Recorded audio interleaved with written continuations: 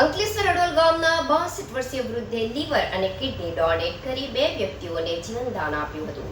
મૂળ અડોલના અને સુરત ઉધના ખાતે રહી સિક્યુરિટી ગાર્ડ એવા દલપતભાઈ પટેલ પ્રેશરને લઈ બ્રેન ડેડ થયું હતું.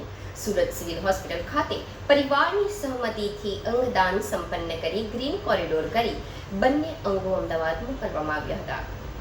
અંકલેશ્વર અડોલ ગામના 62 વર્ષીય વૃદ્ધે લીવર અને કિડની ડોનેટ કરી 2 વ્યક્તિઓને જીવનદાન આપ્યું હતું. મૂળ અડોલના અને સુરત ઉધના ખાતે રહી સિક્યુરિટી ગાર્ડ એવા દલપતભાઈ પટેલ પ્રેશરને લઈ બ્રેન ડેડ થયું હતું.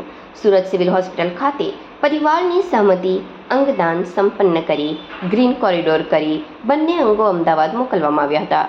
અંકલેશ્વરના અડોલ ગામના મૂળ વતની અને સુરત ખાતે પ્રથમ હીરા ઘસવા વ્યવસાય સાથે સંકળાયેલ 62 વર્ષીય દલપતભાઈ પ્રભુભાઈ પટેલ ઉધના સુરત ખાતે રહેતા હતા અને હાલમાં સિક્યુરિટી ગાર્ડ તરીકે કામ કરી રહ્યા હતા.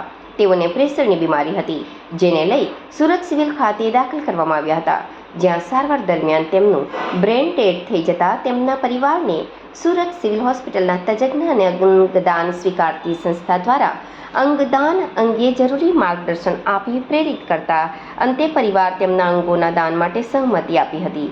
જે બાદ આજરોજ તેમના લીવર અને કિડનીનું દાન કરવામાં આવ્યું હતું, જેને લઈ અમદાવાદ ખાતે ગ્રીન કોરિડોર ટીમ રવાના થઈ હતી, જે 2 અંગો વડે 2 વ્યક્તિઓને જીવનદાન મળ્યું છે.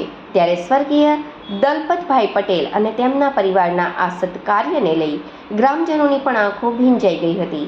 પરિવાર તેમની અંતિમ વિદાય અશ્રુભીની આંખે આપવા સાથે હોસ્પિટલ દ્વારા પણ તેમના આ દાનને સલામી